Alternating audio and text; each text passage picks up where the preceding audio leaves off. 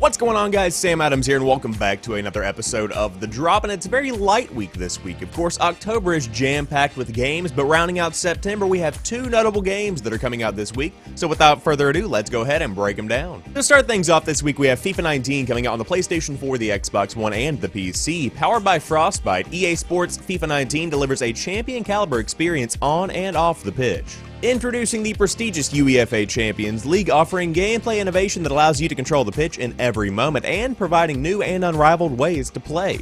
Experience the dramatic finale to the story of Alex Hunter and the Journey Champions, a new mode in the ever-popular FIFA Ultimate Team, and additional leagues in career mode, not to mention even more. Champions rise in FIFA 19. I would say the most notable addition for FIFA 19 is the fact that they finally got the rights to the UEFA Champions League, which has been almost 10 years in the making. Now, according to Aaron McCarty, the executive producer of FIFA 19, he says, "We've been working really hard to integrate the experience across the game in FIFA 19, and I don't say that lightly. We didn't want to just bring in the licensed team so you can play with them in the right context. We really wanted to go over and beyond and add Champions League elements to every place we could in FIFA 19. It's been a whole lot of work, and it's not just a coat of paint. It's really integrating meaningful features around the Champions League. We moved a lot of dirt bringing it to life." There isn't much that I have to say about FIFA, except for the rivalry between this game and PES. Of course, that is Pro Evolution Soccer. It's kind of that same dichotomy between NBA Live and NBA 2K. It's just something that I like to focus on. However, when it comes to FIFA 19,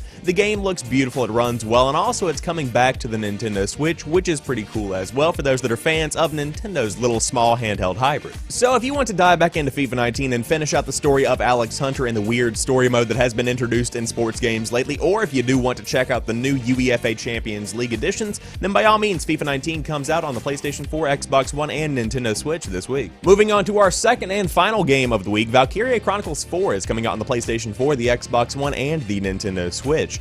Valkyria Chronicles 4 takes place in the same time frame as the original Valkyria Chronicles, but focuses on Squad E of the Federation.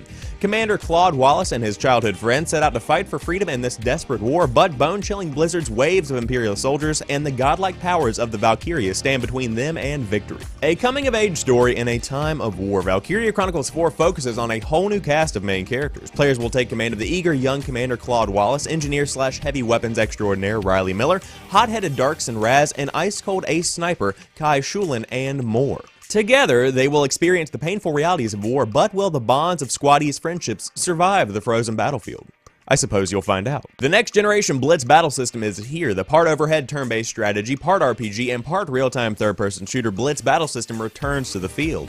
New features include an explosive new class called the Grenadier, numerous offensive/defensive battleship support options, chances for a unit to have a last stand action before death, and more. Plus, fight the Imperial threat with more units on larger scale maps than ever before. Canvas aesthetics are back in the game. The series' signature hand-drawn visual style is back and overhauled for the newest generation. Inspired by watercolor compositions, the Canvas graphics engine blends visual elements of reality and imagination to create an expressive world filled with colorful emotions. Watch the journey of Squad E unfold like an interactive painting. The return of a legendary composer is here as well. The illustrious Hitoshi Sakimoto, original composer of the Valkyria Chronicles series and countless other emotional epics, returns to provide a sweeping orchestral score for the game. So for me, whenever it comes to Valkyria Chronicles, there are two elements that really do stand out. And of course, the first is the Blitz battle system here, with the part overhead turn-based strategy, part RPG, and part real-time third-person shooter.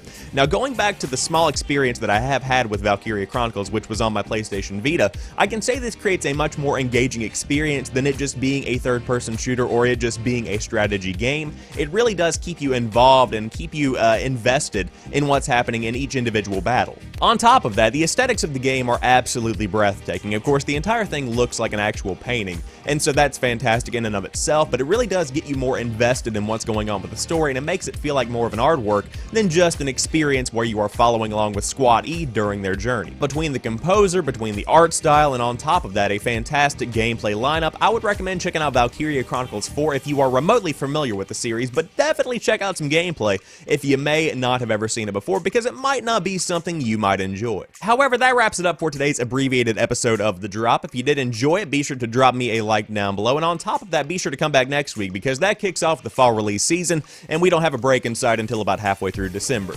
So that's going to be fun for my wallet. But again, if you are new to the channel, be sure to check out the other stuff that I have uploaded, and on top of that, I do host a gaming news show right here every single weekday night at 7 p.m. Eastern Time if you want to hang out with me live. But until then, I will talk to you guys soon and have a fantastic day. Peace.